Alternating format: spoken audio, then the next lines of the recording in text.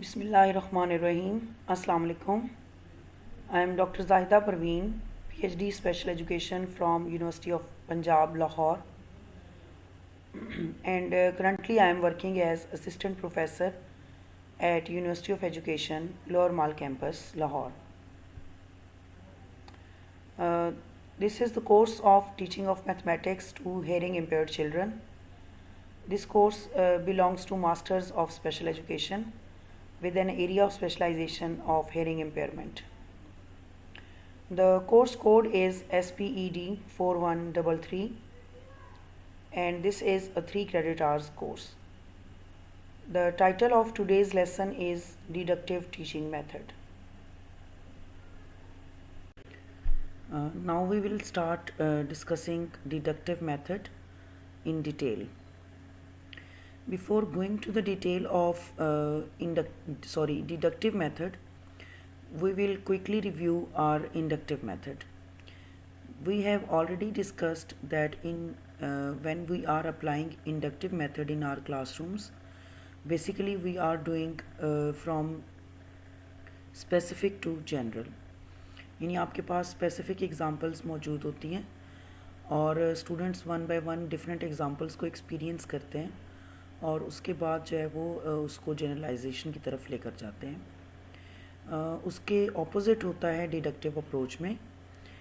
In deductive approach the observations move from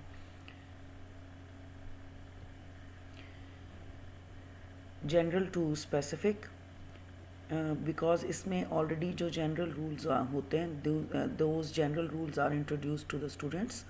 already उनको उसके बारे में बता दिया जाता है और then the students are allowed to do experiments और collect different examples to verify those general rules. ठीक है, तो इसमें जनरल रूल्स ऑलरेडी बच्चों को प्रोवाइडेड होते हैं.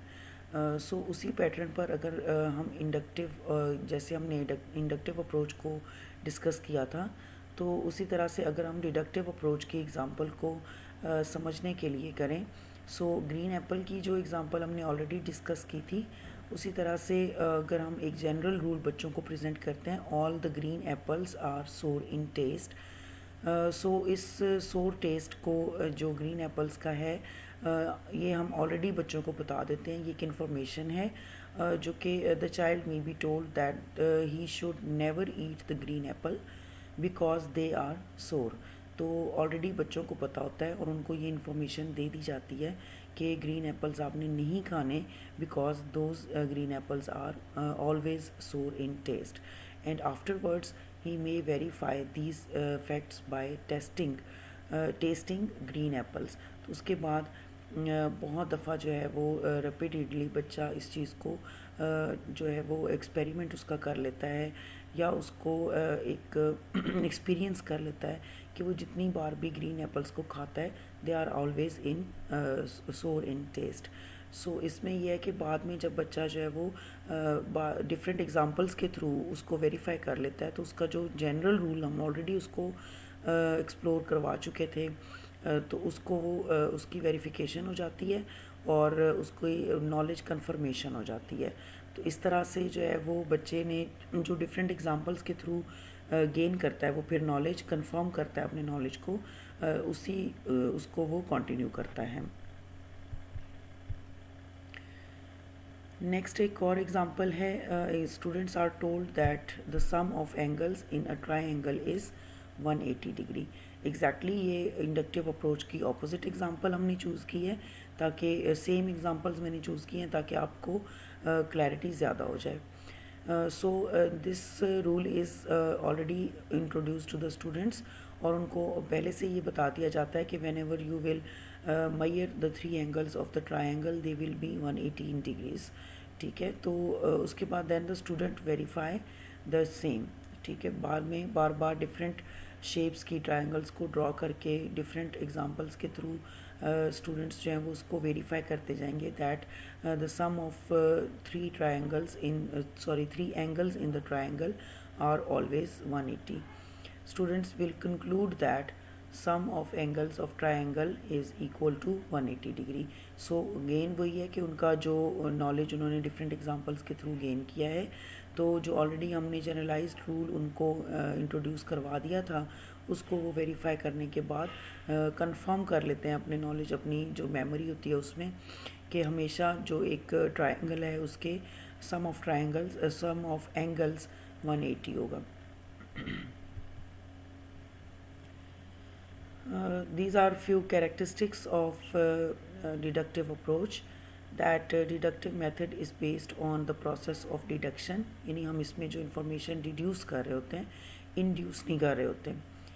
In this approach we proceed from general to particular and from abstract to concrete, यानी abstract form में हमारे पास knowledge already मौजूद होता है और उसके बाद हम बच्चों को एक्सपीरियंसेस उससे रिलेटेड प्रोवाइड करते हैं। So the knowledge of students is moving from abstract knowledge to the concrete knowledge, because students are going to confirm the information provided which was abstract in nature, and when they will experience through their hands-on activities, then they will experience the concrete experiences। ठीक है, तो इस तरह से उनका जो knowledge है वो जनरल टू पर्टिकुलर की तरफ मूव करता है और फ्रॉम एब्स्ट्रैक्ट टू कंक्रीट की तरफ मूव करता है। At first the rules are given and then students are asked to apply these rules to solve more problems. So more similar problems, more or less उसी तरह की similar problems बार बार बच्चों को present की जाती हैं और students जो हैं वो different situations में, different change situations में सेम तरह की प्रॉब्लम्स को बार बार सॉल्व करते हैं और इस तरह से उनका जो नॉलेज है वो कंफर्म होता जाता है। सो इसमें अगेन वही चीज़ है कि रूल जो है वो ऑलरेडी इंट्रोड्यूस हो चुका होता है स्टूडेंट्स के सामने और वो सिर्फ अपनी उन प्रॉब्लम्स को डिफरेंट सिचुएशंस में अप्लाई कर रहे होते हैं उस गिवन रूल को। When we are talking about this use of this approach in mathematics, so this approach is mainly used in algebra, geometry and trigonometry। तो इन तीनों में हमने देखा था कि जो इंडक्टिव अप्रोच है वो मैथ्स के बेसिक कॉन्सेप्ट्स में काफ़ी ज़्यादा यूज़ होती है, लेकिन कॉन्ट्रेरी है कि ये वाला जो डिडक्टिव मेथड होता है that is mainly used in solving the problems of algebra, geometry and trigonometry. Because different relations, laws and formula are used in these सब ब्रांचेस ऑफ मैथमेटिक्स। क्योंकि जो अलजब्रा, ज्योमेट्री और ट्रिग्नोमेट्री हैं इनके जो रूल्स और लॉज होते हैं उनको स्टूडेंट्स को फॉर्मुलेट करना ज़रूरी नहीं होता, वो ऑलरेडी एडवांस्ड मैथमेटिक्स में उनके फार्मूला बने हुए होते हैं और हमने स्टूडेंट्स को सिर्फ उन फार्मूला की एप्लीकेशन सिखानी होती है। तो चूँकि ये एक डिडक्टिव अप्रोच है और इसमें ऑलरेडी जो बना हुआ फार्मूला होता है वो सिर्फ हम बच्चों को इंट्रोड्यूस करवा देते हैं और बाद में उनकी एग्जांपल्स के थ्रू प्रैक्टिस करवाते जाते हैं। तो इस तरह से जो अलजब्रा, ज्योमेट्री और ट्रिग्नोमेट्री में इसका यूज़ है वो बढ़ जाता है क्योंकि उसमें हमने ऑलरेडी जो गिवन रूल्स होते हैं उनको सिर्फ अप्लाई करना होता है। पीछे हमने देखा था कि जो जनरल मैथ्स होता है उसकी बहुत से रूल्स किस तरह से फॉर्मुलेट होते हैं, हमने ये जब सिखाना होता है बच्चे को कि ये रूल बना कैसे हैं और तो उसको फिर हम इंडक्टिव अप्रोच कहते हैं, यानी पहले हम उसके कंस्ट्रक्शन का प्रोसेस बच्चों को सिखाते हैं और उसके बाद उनकी एप्लीकेशन बच्चे खुद करते हैं, तो वो इंडक्टिव अप्रोच थी। लेकिन डिडक्टिव अप्रोच में इन्होंने बच्चों ने जो कंस्ट्रक्शन ऑफ फार्मूला है उसकी तरफ नहीं जाना होता, बल्कि जो ऑलरेडी बनाए फार्मूला हैं वो उनको इंट्रोड्यूस करवाए जाते हैं और हमने सिर्फ उनकी एप्लीकेशन सिखानी होती है। So this is called as in deductive approach. In this approach, help is taken from assumptions, postulates and axioms of mathematics. That means कि जो already developed assumptions हैं, जो already उनके बने हुए postulates हैं maths के और axioms जो already exist कर रहे होते हैं, तो उनको solve करने के लिए, उनको use करने के लिए deductive approach को use किया जाता है। It is used for teaching mathematics in higher classes, क्योंकि हायर क्लासेस में जब आपके ने जो कॉन्सेप्ट्स इंट्रोड्यूस करवाने होते हैं वो ऑलरेडी डेवलप्ड होते हैं। Deductive approach proceeds from general rule to specific instances, यानी जनरल रूल से हम स्पेसिफिक एग्जांपल्स क्रिएट करते जाते हैं और बच्चे उसको एक्सपीरियंस करते जाते हैं। फ्रॉम अननोन टू नोन, यानी जब हम जो ऑलरेडी फार्मूला हमने बच्चों को इंट्रोड्यूस करवाया है वो उससे इतने ज़्यादा फेमिलियर नहीं होते, वो क्वाइट न्यू होता है उनके लिए। लेकिन जब वो बार बार उसकी प्रैक्टिस करके उसको प्रैक्टिकली अप्लाई कर रहे होते हैं डिफरेंट प्रॉब्लम्स के अंदर और डिफरेंट सिचुएशंस के अंदर, तो वो मूव कर रहे होते हैं from unknown to known. Next is abstract rule to concrete instances. Abstract में जो नॉलेज मौजूद होता है उसके बाद बच्चे उसकी कॉन्क्रीट एग्जाम्पल्स की तरफ उसको लेके जाते हैं। And from complex to simple, this is simply an opposite of inductive method. So deductive method में जो है आपका नॉलेज होता है वो from complex to simple move करता है, क्योंकि कॉम्प्लेक्स फॉर्म में फार्मूला ऑलरेडी बच्चे के पास मौजूद होते हैं, और जब वो लर्न करता है उसकी एप्लीकेशंस को तो वो अपनी नॉलेज को सिंपल की तरफ लेकर जा रहा होता है। Now we will discuss different steps in deductive approach. There are 4 steps of deductive approach.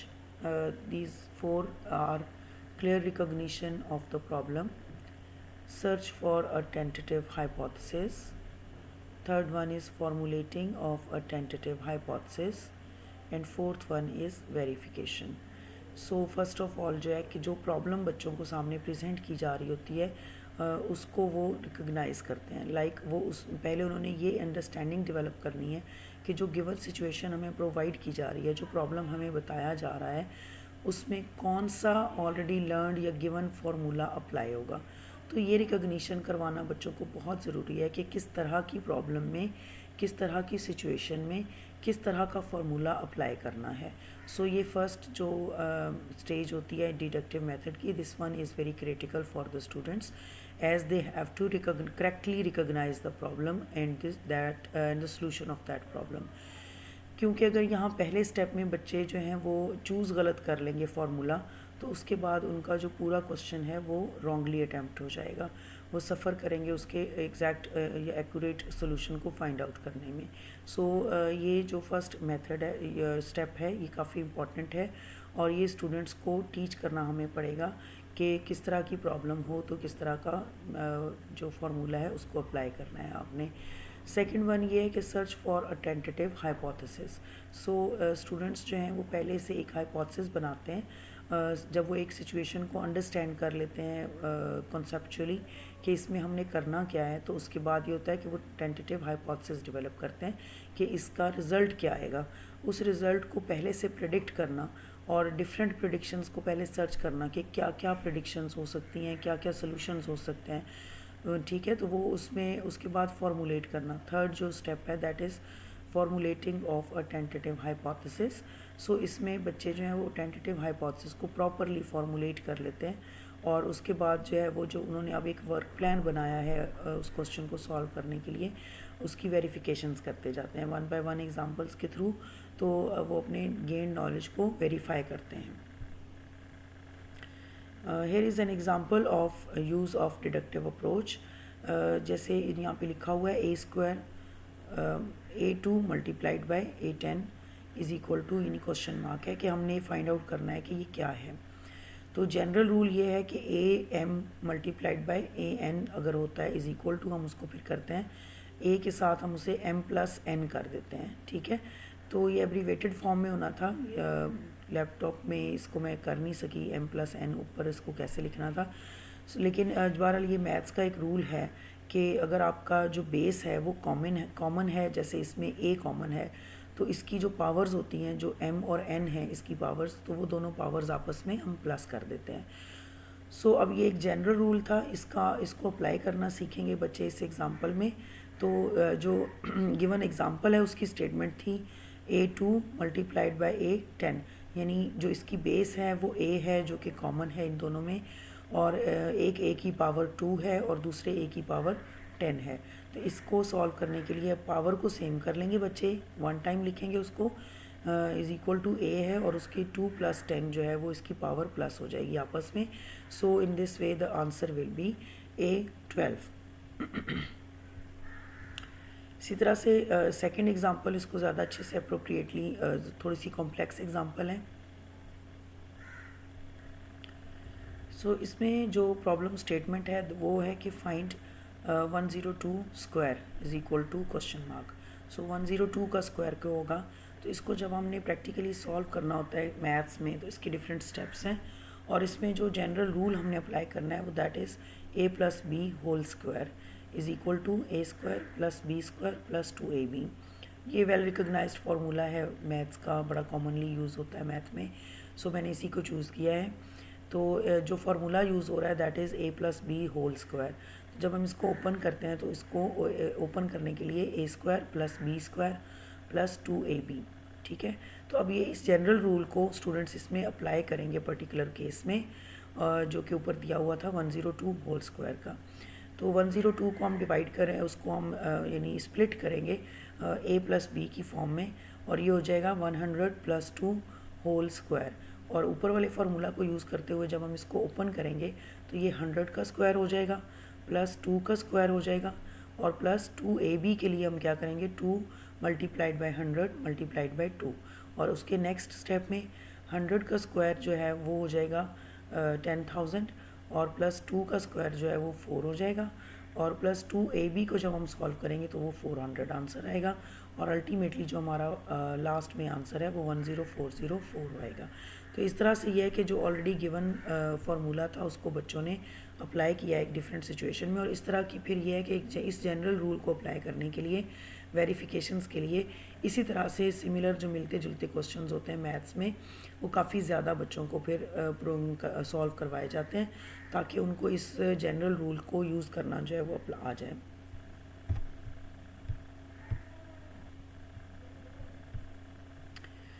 Here are few merits of deductive method. Short है, टाइम सेविंग मेथड है, मैथ की जो लंबी एक्सरसाइजेज होती हैं उनको सॉल्व करने के लिए इफ़ेक्टिवली हम इसको यूज़ कर सकते हैं। Suitable for all types of topics, यानी अगर आप कोई नया फार्मूला जो है उसकी जनरलाइजेशन करवाना चाहते हैं तो इस तरह के डिफरेंट टॉपिक्स के लिए इसको यूज़ किया जाता है। Useful for revision and drill work, क्योंकि हम इसमें एप्लीकेशन करवा रहे होते हैं डिफरेंट ऑलरेडी डेवलप्ड फार्मूला की, तो ये ड्रिल वर्क के लिए जो है वो काफ़ी इम्पोर्टेंट होता है। यूज़ ऑफ लर्नर्स मेमोरी, क्योंकि इसमें उसने बार बार जो डिफरेंट उसने यूज़ ऑफ सीखा है बच्चे ने उसके डिफरेंट प्रिंसिपल्स और फार्मूला को अप्लाई करना, तो उसकी एक टाइप ऑफ मेमोरी का टेस्ट भी साथ साथ होता रहता है। वेरी सिंपल मेथड है, कोई इसमें कॉम्प्लिकेशंस नहीं है। Helps all types of learners, यानी जो कोई भी अगर बच्चों के लर्नर स्टाइल्स डिफरेंट हैं तो हर तरह के स्टाइल के लिए ये जो मेथड है ये एप्लीकेबल होता है। Provides sufficient practice in the application of various mathematical formula and rules, तो sufficient practice provide कर देता है, क्योंकि अगर आपने एक फार्मूला के अगेंस्ट बच्चे को 10 एग्जाम्पल सॉल्व करने सिखाई हैं तो काफ़ी अच्छी उसकी प्रैक्टिस हो जाती है। The speed and efficiency increase by the use of this method, तो बच्चे की जो मैथमेटिक्स में क्वेश्चन सॉल्व करने की एबिलिटी होती है वो इंक्रीज़ हो जाती है, उसकी स्पीड इंक्रीज़ हो जाती है। Now we will discuss few demerits of this method. This is not a psychological method, कोई particular इसके steps नहीं हैं, just हमने इसको psychological ये एक psychological method नहीं है। Not easy to understand, क्योंकि उसमें basically formula जो है उस वो कैसे बना है ये बच्चों को नहीं पता होता, जस्ट एक फार्मूला इंट्रोड्यूस करवा दिया जाता है और उसका यूज़ सिखाया जाता है। तो जब एक चीज़ को जस्ट इंट्रोड्यूस करवाया जाएगा विदाउट एनी अंडरस्टैंडिंग तो उतनी अच्छी अंडरस्टैंडिंग डेवलप नहीं होगी। Does not impact any training in scientific method, हाँ साइंटिफिक अप्रोच डेवलप नहीं होती डिडक्टिव मैथड के थ्रू। इसी तरह से है कि नॉट सूटेबल फॉर बिगिनर्स, क्योंकि बिगिनिंग में आपको कॉन्सेप्ट क्लैरिटी चाहिए होती है, तो जब हमने एक कॉन्सेप्ट क्लैरिटी के साथ काम करवाना हो तो हम इंडक्टिव अप्रोच को यूज़ करते हैं instead of deductive approach. Encourages cramming, ठीक है, रट्टा सिस्टम जो होता है उसको ये इनकरेज करता है। Puts more emphasis on memory and students are only passive listeners, just वो टीचर को सुनने के बाद जो है वो उसको उन जनरल रूल्स को अप्लाई करते जा रहे होते हैं। Not found quite suitable for the development of thinking, reasoning and discovery, तो हायर ऑर्डर थिंकिंग स्किल्स जितनी भी हैं उनको ये डेवलप नहीं करता है। Applicability of deductive approach. Deductive approach is suitable for giving practice to the student in applying the formula or principle or generalization which has been already arrived at, यानी जो हम ऑलरेडी एक फार्मूला बना चुके हैं, बन चुका है मैथमेटिक्स का, तो उसकी सिर्फ हम प्रैक्टिस करवाते हैं जब, तो उस वक्त हम इस मेथड को अप्लाई कर सकते हैं. This method is very useful for fixation and retention of facts and rules as it provides adequate drill and practice. यानी एक जो फार्मूला है वो फिक्सेशन और उसकी रिटेंशन, यानी वो उसका यूज़ जो है वो कॉन्टीन्यूसली बच्चों को याद रहे, तो उसके लिए जो है वो इस मेथड को अप्लाई किया जा सकता है.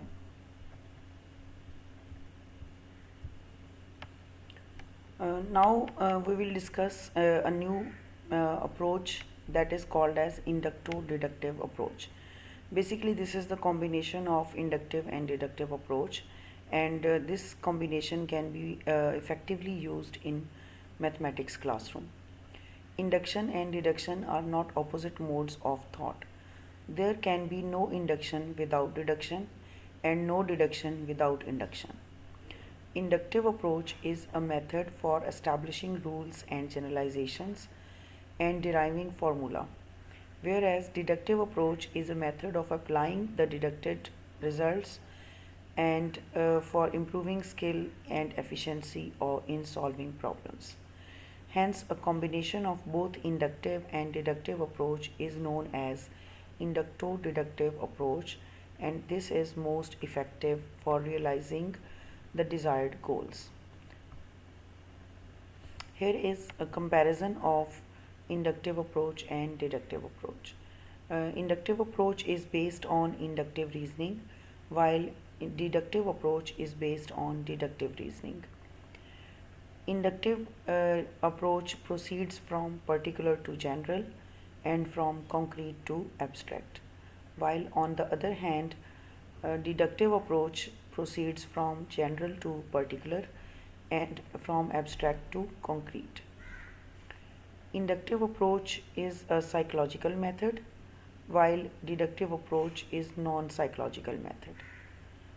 Inductive approach is a method of discovery and stimulates intellectual powers, while deductive approach is a method of presentation and does not develop originality and creativity.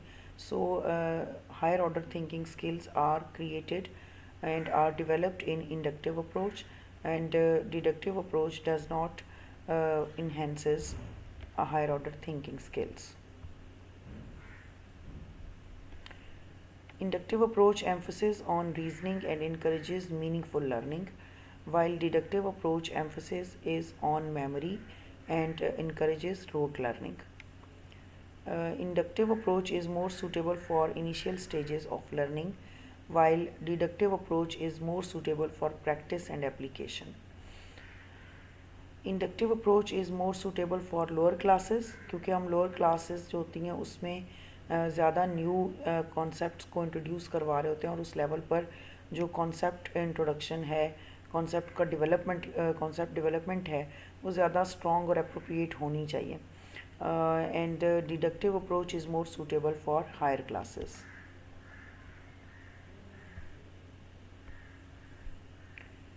Inductive approach enhances active participation of the students.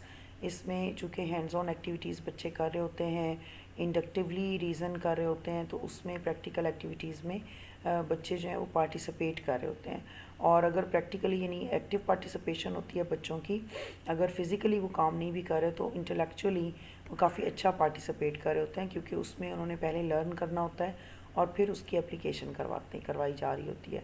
While on the other hand, deductive approach makes the student passive recipient of knowledge, क्योंकि इसमें बच्चे actively काम नहीं कर रहे होते, जो formula है वो ऑलरेडी प्रोवाइडेड होता है बच्चों को, उसकी समझ हो या ना हो, बस उन्होंने उसको अप्लाई करना होता है और उसको प्रैक्टिस करना होता है, बार बार उसको प्रैक्टिस करना होता है. और उनको ये प्रैक्टिस भी करनी पड़ती है कि किस तरह की प्रॉब्लम हो तो हमने किस तरह का फार्मूला उसमें यूज़ करना है. तो उसके लिए उन्हें बहुत ज़्यादा, जितनी ज़्यादा वो प्रैक्टिस करेंगे उतनी ज़्यादा अच्छा उनको मेमोराइज़ होगा, और जितना अच्छा मेमोराइज़ होगा उतना अच्छा वो उसको रिट्रीव भी कर सकेंगे. जब भी उनके सामने कोई प्रॉब्लम सिचुएशन ऐसी आएगी तो वो उसको एनालाइज फ़ौरन से करके अप्रोप्रिएट फार्मूला अप्लाई करने के लिए के काबिल हो जाएंगे. इंडक्टिव मेथड जो है वो काफ़ी लेंथी होता है, टाइम कंज्यूमिंग होता है, लेबोरियस होता है, क्योंकि उसमें प्रैक्टिकली बच्चों को समझाया जा रहा होता है। तो एक उसके वो यानी अगर एक आपका सिलेबस लेंथी है तो उसको अगर आपने कवर करवाना है तो उसके लिए इंडक्टिव अप्रोच को एंटायरली यूज़ करना पॉसिबल नहीं होता। तो इस तरह से वो लेबोरियस भी है, क्योंकि वो बार बार बच्चे उसमें पहले कॉन्सेप्ट को लर्न करते हैं फिर उसकी एप्लीकेशन करते हैं, तो इस तरह से ये बच्चों के लिए काफ़ी लेबोरियस भी होता है। While on the other hand, a deductive method is short, concise and elegant. तो ईज़िली इसको यूज़ किया जा सकता है, शॉर्ट सा है, उस यानी इसकी एप्लीकेबिलिटी डिफरेंट टॉपिक्स के हिसाब से ज़्यादा है। Inductive approach facilitates discovery of rules and generalisations. तो बेसिकली इसमें रूल्स डिफरेंट जो हैं वो उसमें डिस्कवर किए जा रहे होते हैं, लेकिन जो डिडक्टिव अप्रोच होती है वो सिर्फ स्पीड को इन्हेंस कर रही होती है, स्किल्स और एफिशिएंसी इन प्रॉब्लम सॉल्विंग इसको वो इंक्रीज़ कर रही होती है। ठीक है, तो so this was the comparison of inductive approach and deductive approach. Quickly हम इसको थोड़ा सा रिव्यू करते हैं, क्योंकि इसमें जो पहले हमने डिडक्टिव रीजनिंग को डिस्कस किया है डिफरेंट एग्जांपल्स के थ्रू। जैसे ट्रायंगल्स वाली एग्जांपल थी, तो इसमें हम रूल को पहले बच्चों को इंट्रोड्यूस करवा देते हैं और उसके बाद डिफरेंट एग्जांपल्स को यूज़ करते हुए बच्चे उसको वेरीफाई करते जाते हैं। And after that we have discussed few characteristics of deductive method, like it moves from general to specific and from concrete to abstract, and इस तरह से इसकी हमने डिफरेंट जो इसकी कैरेक्टरिस्टिक्स थी उनको डिस्कस किया है। उसके बाद हमने ब्रीफली स्टेप्स को डिस्कस किया है। जो डिडक्टिव अप्रोच के 4 डिफरेंट स्टेप्स थे, उनको हमने देखा कि क्लियर रिकग्निशन होनी चाहिए प्रॉब्लम की, टेंटेटिव हाइपोथेसिस एनलिस्ट करने हैं बच्चों ने, फिर प्रॉपरली उनको फॉर्मुलेट करना है और फाइनली उनको वेरीफाई करना है। उसके बाद हमने मैथ्स के सब्जेक्ट में से डिफरेंट एग्जांपल्स डिस्कस किए हैं जिसमें डिडक्टिव रीजनिंग यूज़ हो रही होती है। And then we have discussed a few merits, and followed by discussion on few demerits. And then we have discussed applicability of deductive approach, and after that we have discussed in the concept of inducto-deductive approach, and then we have presented a comparison of inductive approach and deductive approach. Uh, Thank you very much for listening.